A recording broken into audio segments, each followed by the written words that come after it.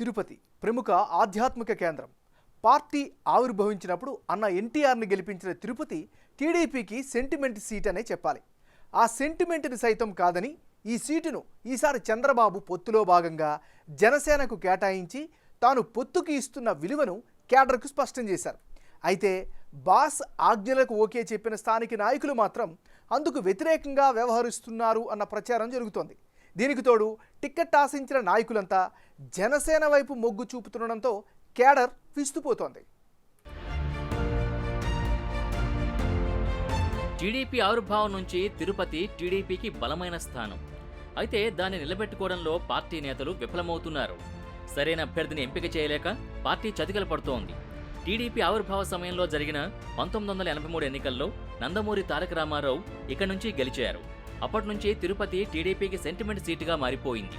అయితే ఎన్నికలనగానే టీడీపీ తరచూ అభ్యర్థిని మారుస్తూ బలమైన నేతను తయారు చేసుకోలేకపోవడంతో చతికిల పడ్డం, తిరిగి లేవడం పరిపాటిగా మారింది. ఆ క్రమంలో 2009లో తిరుపతి నుంచి టీఆర్పీ అధ్యక్షుడు చిరంజీవి విజయం సాధించారు. తర్వాత ఆయన పార్లమెంటుకు వెళ్లడంతో 2012లో జరిగిన బైపోల్స్లో వైసీపీ అభ్యర్థి భూమన కరుణాకర్ రెడ్డి మొదటిసారి తిరుపతి ఎమ్మెల్యేగా గెలుపొందారు. ఆ బైపోల్స్లో కాంగ్రెస్ తరపున ఎం వెంకటరమణ, టీడీపీ నుంచి చదలవాడ కృష్ణమూర్తి పోటీ చేస్తే టీడీపీ 3వ స్థానంతో సరిపెట్టుకోవాల్సి వచ్చింది. 2014 ఎన్నికల్లో కాంగ్రెస్ నుంచి టీడీపీలో చేరిన వెంకటరమణ వైసీపీ అభ్యర్థి కరుణాకర్ రెడ్డిని ఓడించాడు. వెంకటరమణ మరణం తర్వాత టీడీపీ నుంచి ఆయన భార్య సుగుణమ్మ పోటీ చేసి రికార్డు మెజార్టీతో విజయం సాధించారు. 2019 ఎన్నికల్లో రాష్ట్ర వ్యాప్తంగా వైసీపీ గాలి వీచినప్పటికీ తిరుపతిలో మాత్రం భూమన కరుణాకర్ రెడ్డి 708 స్వల్ప ఆధిక్యతతో సుగుణమ్మని ఓడించగలిగారు. టీడీపీ కేడర్ పరంగా అంత బలమున్న తిరుపతిలో ఎప్పటికప్పుడు అభ్యర్థిని మారుస్తుండటమే ఆ పార్టీకి మైనస్గా మారుతూ వచ్చింది. వైసీపీ అధికారంలోకి వచ్చాక జరిగిన ఎమ్మెల్సీ ఎన్నికల్లో టీడీపీ బలపరిచిన అభ్యర్థి విజయం సాధించడం విశేషం. ఆ క్రమంలో రానున్న ఎన్నికల్లో టీడీపీ టికెట్ కోసం చాలా మంది క్యూ కట్టారు.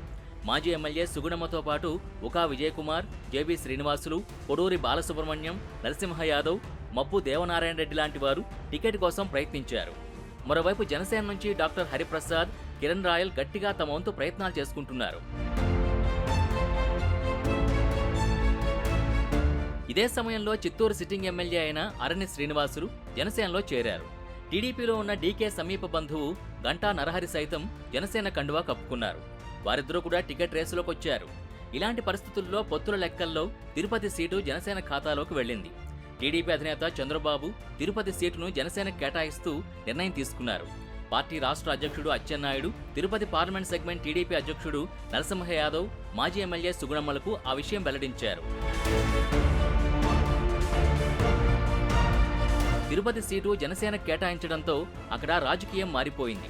తిరుపతి టీడీపీకి మూలస్తంభాలమని చెప్పుకుంటున్న నాయకులు జనసేన చుట్టూ ప్రదక్షిణాలు మొదలుపెట్టారు.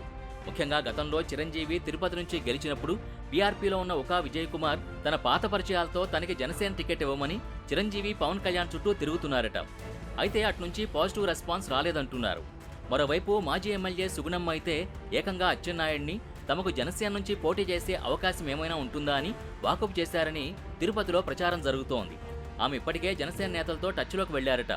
అయితే పార్టీ సమావేశాల్లో మాత్రం ఆమె పొత్తు ధర్మం వల్లివేస్తున్నారు.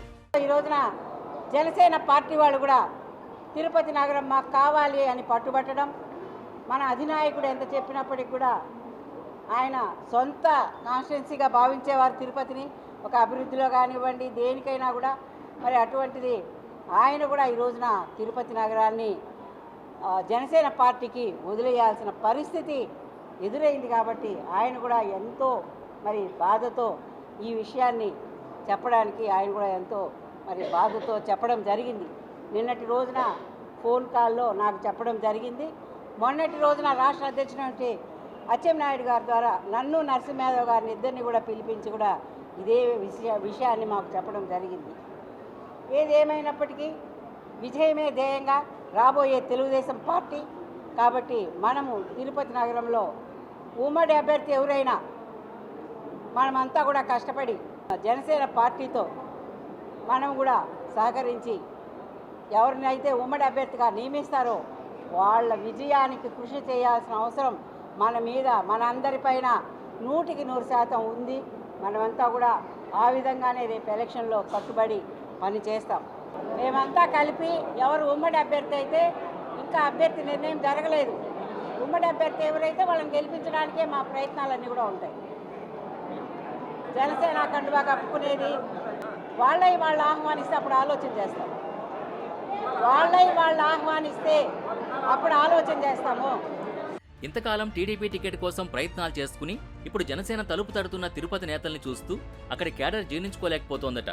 టీడీపీ టికెట్ రేసులో కనిపించిన జేబీ శ్రీనివాసులు, డాక్టర్ కోడూరు బాలసుబ్రహ్మణ్యం, నరసింహ యాదవ్ లాంటి వారు మాత్రం తాము టీడీపీతోనే ఉంటామని, పార్టీ తమకు న్యాయం చేస్తుందన్న నమ్మకం ఉందని తమ సన్నిహితులతో అంటున్నారట. టీడీపీ నేతల తతంగం చూసి వైసీపీ శ్రేణులు తెగ సెటైర్లు విసురుతున్నాయి. పొత్తుల లెక్కలతో టికెట్ రాదని తెలిసి ఏకంగా పార్టీ మారిపోవడానికి ప్రయత్నించడం విడ్డూరంగా ఉందంటున్నారు. తమ నాయకుడు భూమన కరుణాకర్ రెడ్డి 2004 ఎన్నికల్లో కాంగ్రెస్ టికెట్ వస్తుందని భావించినప్పటికీ వెంకటరమణకు టికెట్ ఇచ్చారని, అయినా వైఎస్పై విధేయతతో కాంగ్రెస్ పార్టీ విజయానికి కృషి చేశారని, టీడీపీలో అంతా అరువు నాయకులే కాబట్టి పక్కచూపులు చూస్తున్నారని అవహేళన చేస్తున్నారు. మరోవైపు జనసేనకు సీట్ ఇవ్వడమే మంచిదైందని, నాయకుల వాస్తవ రూపాలు బయటపడ్డాయని తెలుగు తమ్ముళ్లు ఆగ్రహం వ్యక్తం చేస్తున్నారు.